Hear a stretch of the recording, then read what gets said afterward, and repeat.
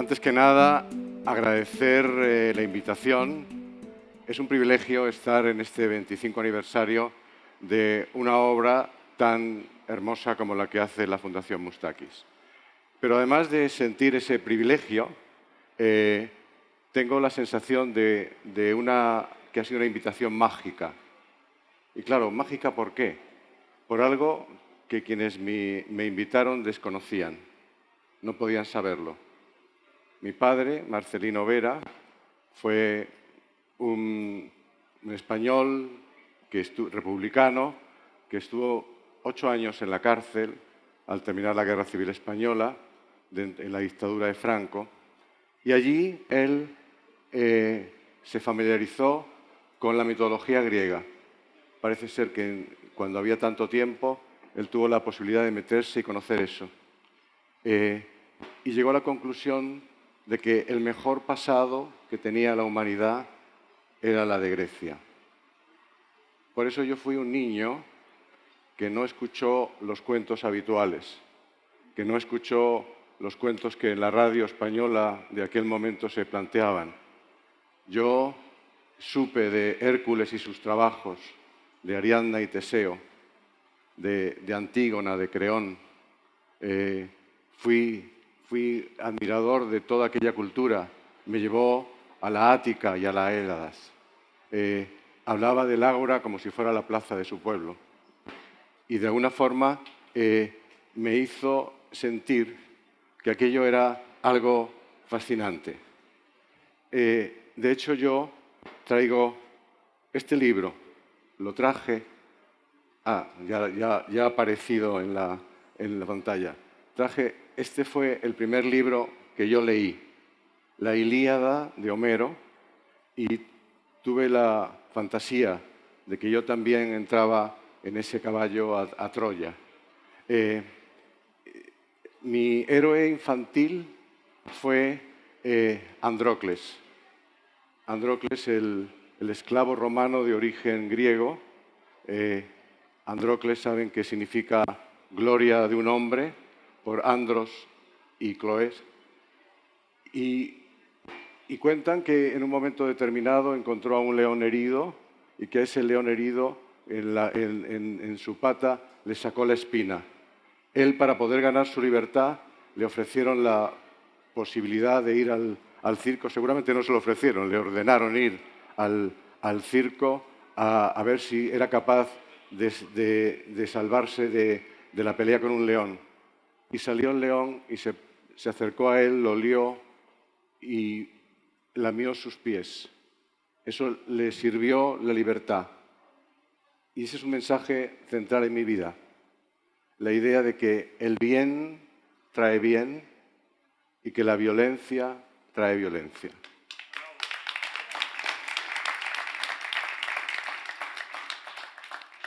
El propósito de mi charla es fundamentalmente el que ustedes salgan con motivos para escuchar al otro, para ver la importancia que tiene acercarnos a aquellos otros que nos rodean y entender cuál es su historia, por qué piensan lo que piensan.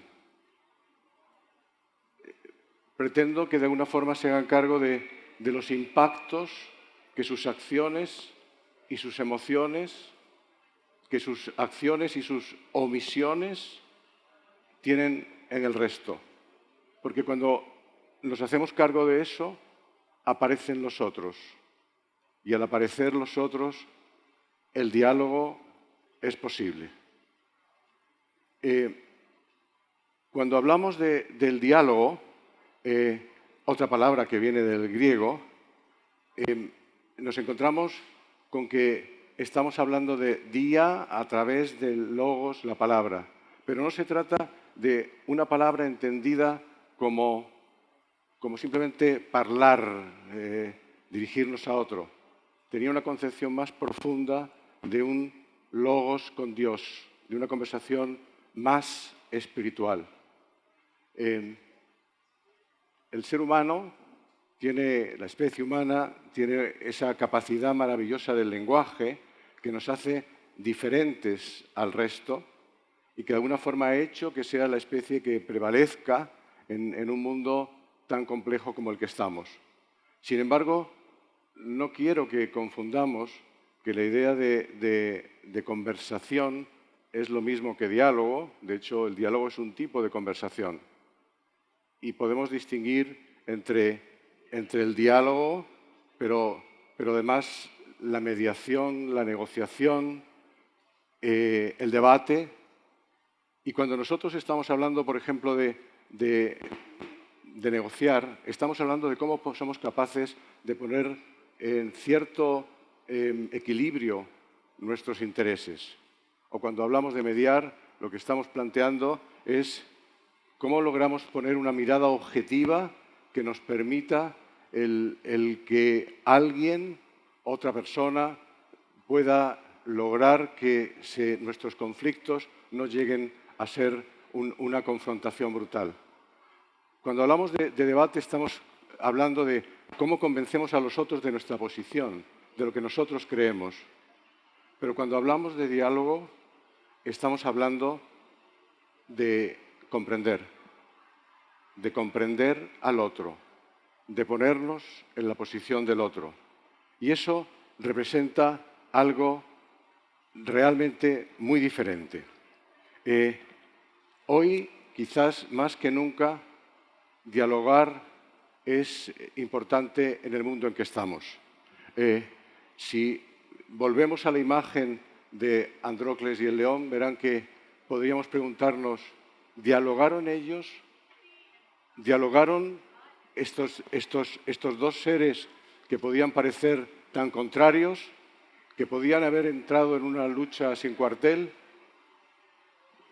Seguramente lo hicieron, de alguna forma misteriosa para nosotros. Pero hablo, por lo tanto, de que estamos en un mundo en el que el escenario en el que nos movemos hace que los gobiernos, por ejemplo, democráticos, que se dedicaban a buscar acuerdos en sus parlamentos, hoy son lugares para el agravio y el desencuentro. Hemos vivido una pandemia reciente que ha hecho que veamos casi al resto como posibles obstáculos, enemigos, porque podrían contagiarnos. Nos estamos encontrando en una situación en la que realmente la polarización es una forma de encontrar en la discordancia nuestra propia identidad. Suceden cosas que de alguna forma nos sitúan en uno de los escenarios más complejos que el mundo ha tenido. Porque además la propia evolución social, como aquí se ha dicho, el progreso y la tecnología, nos llevan a un momento en el que cada vez todo es más complejo, y cuando las cosas son más complejas hace falta una gobernanza mucho más sofisticada, una capacidad de coordinación mayor, una capacidad de colaboración mayor. ¿Cómo lo vamos a lograr si en este momento estamos en esa sociedad tremendamente polarizada? El reloj es inflexible, por lo que veo, ¿no? La palabra poder tiene muchos sentidos y muchas fuentes. Ustedes saben el poder de la fuerza, el poder del mensaje, el poder del código moral, el poder de la recompensa.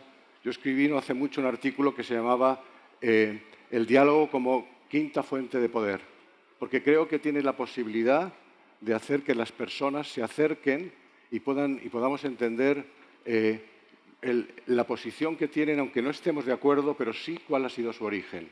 Y creo que estamos en un mundo en el que ese diálogo es fundamental, que necesitamos no confundir cesión con concesión, que necesitamos no confundir lo distinto con lo opuesto, porque eso será lo que nos permita avanzar. Sé que el tiempo se agota y diría que como aviso, como petición, como algo que quisiera invitarles para terminar, es a que, por favor, miren a su alrededor, escuchen a ese otro que de alguna forma puede pensar distinto a ustedes porque solo en la interlegitimación, cuando, como el profesor Maturana decía, el otro como legítimo otro, es posible que se pueda producir el encuentro. Ojalá ustedes, después de este magnífico encuentro de hoy, en donde ha estado presente el arte, la educación, el amor, la belleza, la estética, mañana puedan, cuando lleguen a sus empresas, a sus familias, dirigirse a quienes les rodean y decirle: quiero honrarte escuchándote. Eres tan legítima o tan legítimo como yo. Hablémonos desde el corazón. Que tenga muy presente que todos los cambios, por complejos que sean, empiezan por nosotros. Y tal vez así logremos que haya un futuro mejor, un futuro en el que cuando estén las generaciones y miren hacia atrás, piensen como Marcelino Vera, mi padre, que fuimos un mejor pasado. Muchas gracias.